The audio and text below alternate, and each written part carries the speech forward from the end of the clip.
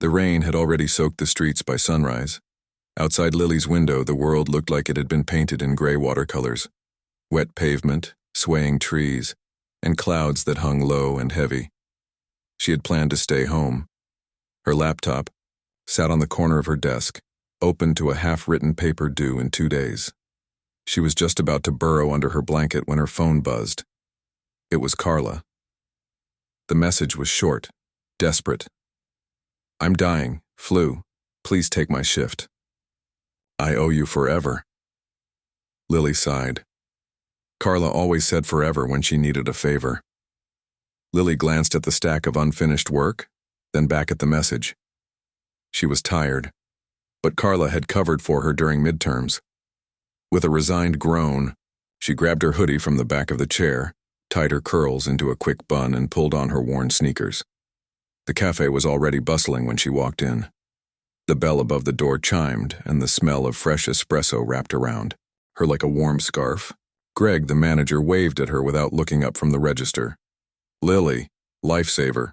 I've got a crazy rush coming. Hang tight."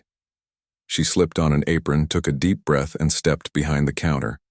The orders came fast. Lattes with almond milk, extra strong espressos, caramel macchiatos with 3 pumps instead of 4. Everyone had a story and a drink preference. She smiled through it all, her hands moving with natural ease. Then came the moment that changed everything.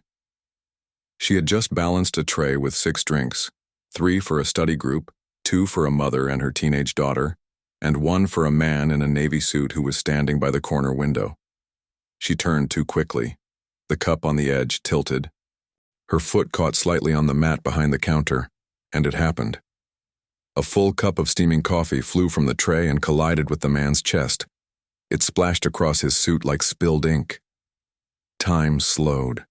She heard the gasp from the customer beside her, the clatter of the empty cup. Her own breath caught in her throat. "Oh my God, I'm so sorry," she stammered, grabbing a handful of napkins from the counter. "I didn't see you. I swear. Are you burned? Are you okay?" She reached out to dab the stain, but the man raised one hand, gently stopping her.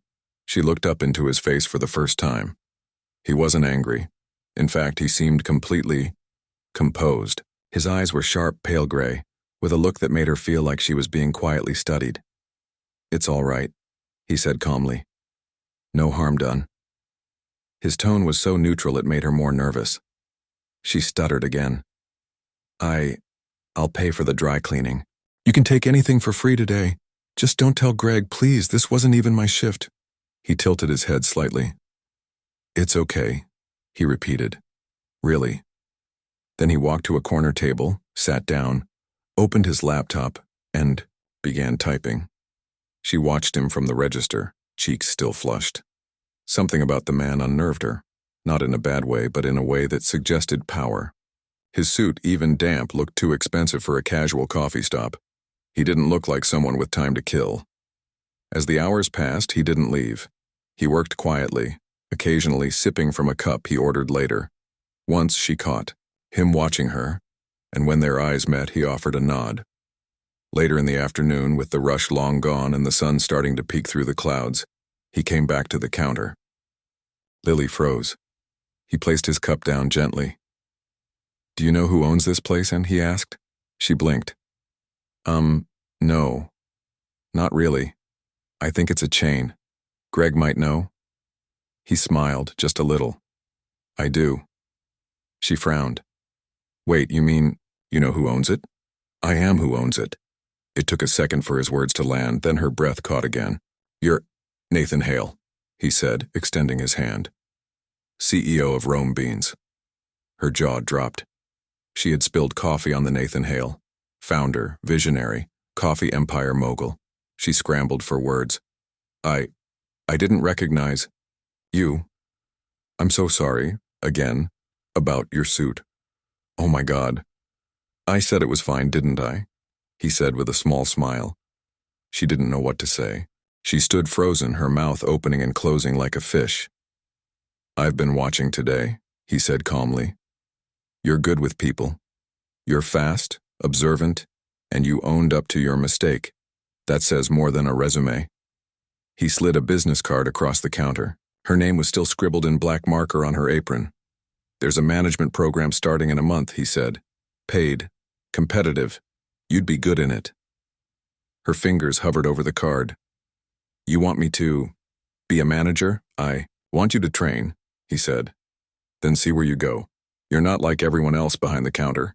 He turned to go, pausing at the door. Just one favor. Next time, hold the coffee a little steadier. She let out a breathless laugh, still stunned. He left without another word. The rest of the shift passed in a dream. She stared at the card like it was made of gold. After closing, she called Carla.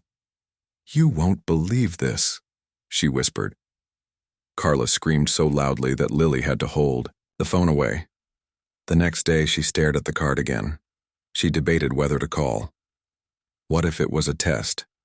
What if she wasn't ready? She dialed the number. A calm voice answered. Mr. Hale said you might call. He's already reserved your spot. Your welcome packet will be emailed to you shortly. A week later, she walked into a sleek office building downtown. There were others there, business grads, interns, people in smart suits. She showed up in her best thrifted blouse and a quiet determination. The program was hard. Early mornings, late nights, modules on finance, team management, customer engagement, and logistics. But Lily thrived. She didn't just memorize, she understood. She knew what it felt like to clean coffee machines, to rush through orders, to feel the human weight behind every counter. Once in a while, Nathan showed up during seminars. He never made a big entrance. He would just sit in the back, listening, observing, and when she led a role-play exercise on team conflict, she saw him nod once before leaving. At the end of the program, she got a call to his office. She was nervous again, like the first day in the cafe. You've done well, he said. Top marks, not just for execution, but for leadership. She managed a small smile. Thank you, sir. He leaned forward slightly. You're ready. I want you to take over our West End flagship. It's a tough location. High foot traffic, seasonal rushes, demanding clientele. She blinked. You mean, as manager? I mean as the leader, he said. Youngest one we've ever had. She could hardly speak. And, he added, try not to spill coffee on anyone important. This time she laughed for real. She walked out of his office with a folder in one hand and the city skyline glowing through the windows. Outside, the streetlights had started to flicker on, painting the sidewalks in warm amber. One shift she hadn't planned to take. One accident she'd thought would ruin everything. One chance that changed her life. And all because of a single spilled cup of coffee.